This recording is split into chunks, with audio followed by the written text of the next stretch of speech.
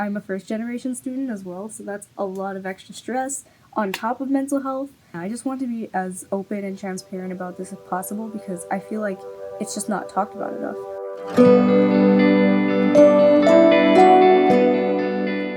Hello everyone. So I'm sure you guys are just a little bit confused as to why I'm not using my camera that's back here.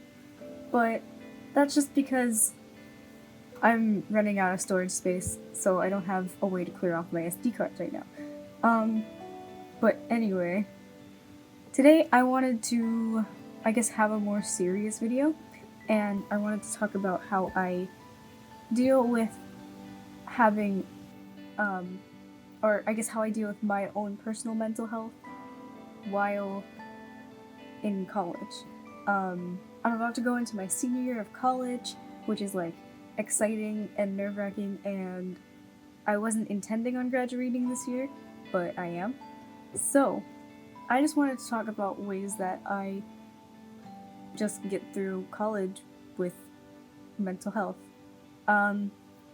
So for some background, I have anxiety, depression, and an eating disorder, and so that's a lot of things wrapped into one. So getting up for class can be a challenge a lot of the days, and I get anxious really easily, so it keeps me from interacting with the class and talking. So I do have some coping methods that I want to share with you guys if any of you have any of these mental illnesses as well, or just have one that's similar. I think these are just really great coping mechanisms. So the first thing that I did was I went to the student accessibility services on my campus just to see what kind of services they had, and it turns out that they did have services for people with mental health issues. So I'd highly recommend checking your student accessibility services because that helped me a ton. They were able to do things for me get me extended time on testing because I have really bad test anxiety, leniency with due dates because there are times of the year where I just have major episodes, and so it kind of makes me less motivated to do my work, so that's really, really nice. And the professors won't know that, or the professors will know that I'm not just faking it, it's an actual thing, and it kind of just, I just like that the fact that it's taken seriously because I'm getting this help. But that's just some of the things, some of the services that they've done for me. There's a lot more that they have done, which leads me to my second point, which is I go to counseling on campus. They have the counseling program built into the tuition. So normally, the way my school does it is that we have, we're allotted, I think, 10 to 15 sessions a semester, unless you have actually been diagnosed with a mental health issue, and that is unlimited at that point for mental health specific things. So my first year of college, because this is my third year but it's also my senior year, but my first year of college, I focused primarily on my depression because that's when my depression was really bad, just because it was really bad in high school, and so I focused a lot on getting through my depression while also trying to find my way during freshman year. And then my second year, I focused a lot on my anxiety, and my just inability to talk to people because I had really bad social anxiety. It's still really bad, but I can at least get myself to initiate conversations a bit better. So that's what I primarily focused on then. And so this year, for my senior year, I plan to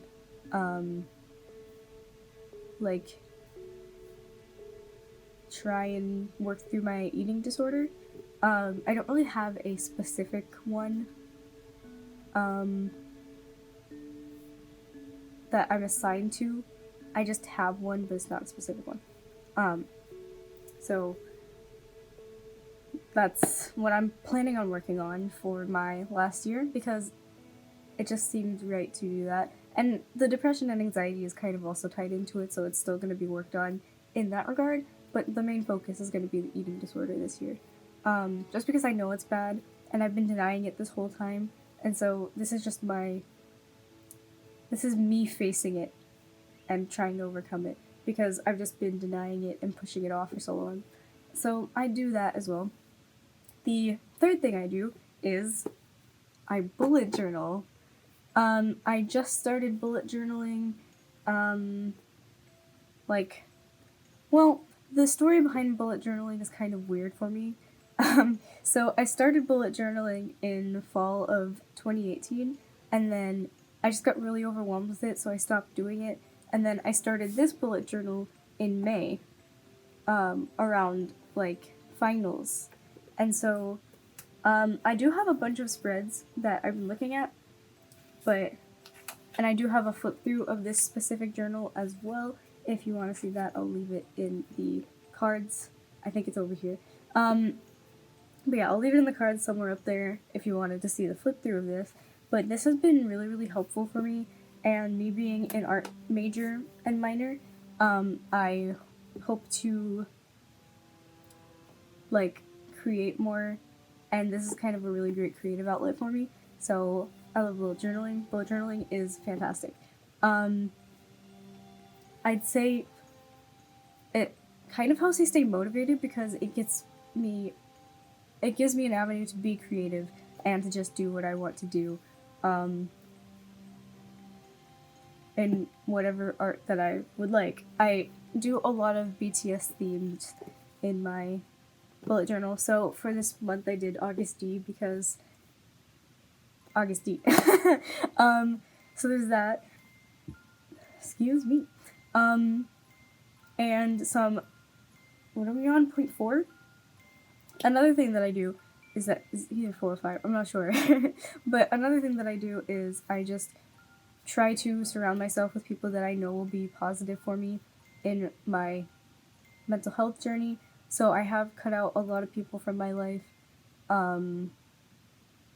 I've made friends with people in college that I have learned aren't the best for me and my mental health, so I've kind of pushed them out of my life, which is the hardest thing for me, because I grow really attached to people and relationships with people, because growing up I didn't have many friends, and I was very socially awkward, so it was very hard for me to make friends, but once I made friends I kept friends, because people realized my true persona.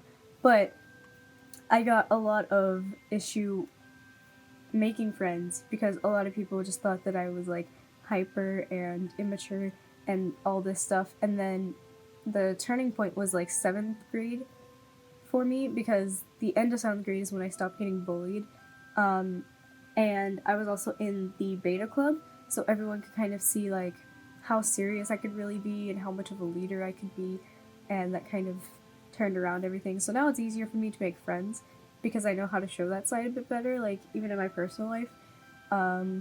But it's really hard for me to let go of people, even if I know they're bad for me, or it would take me a little bit to realize that they're bad for me, but I'm getting somewhere in the very least.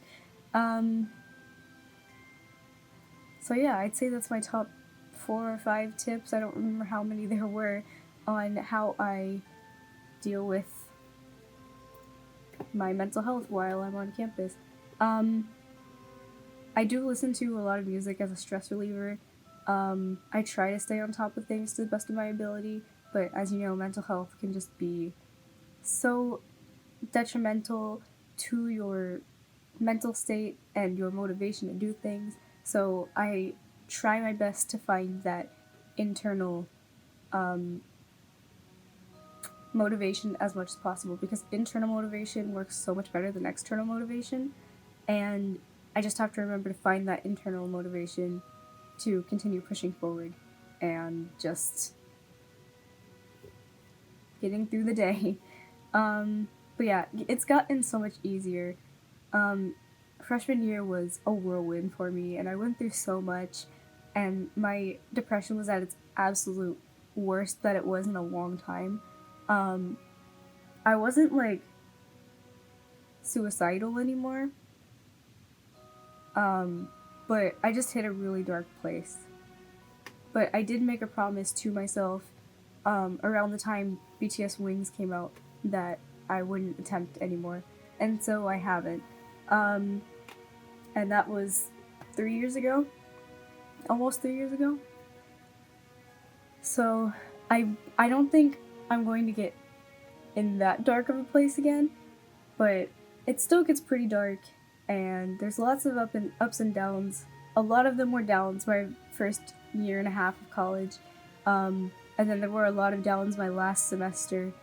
Actually, a bit in fall too. The fall was very up and down, and then spring was just like way low. But or yeah, just fall was, it started out okay, then it started going slightly downhill, and then spring was just all the way downhill. Like, it was a mess. But I'm glad that I made it through. I came out victorious. I cut out people that I just really needed to cut out, and I'm here. And I'm doing better, and now I'm getting ready to go to college again. So if you guys would like to see me moving in, or would just want some more advice on how I personally deal with my mental health while I'm on campus, please be sure to leave comments down in the comment section. You know, ask me some questions, let me know if you have any. I'm pretty open about my mental health, especially on my Instagram. That's kind of the main purpose of my Instagram. So if you'd like to check that out, it's also in the description. And yeah, I just want to be as open and transparent about this as possible, because I feel like it's just not talked about enough. And I want to be that source for people to go to who are struggling with this, because I can't be the only one. Especially since I'm a first-generation student as well, so that's a lot of extra stress on top of mental health. So I completely understand that.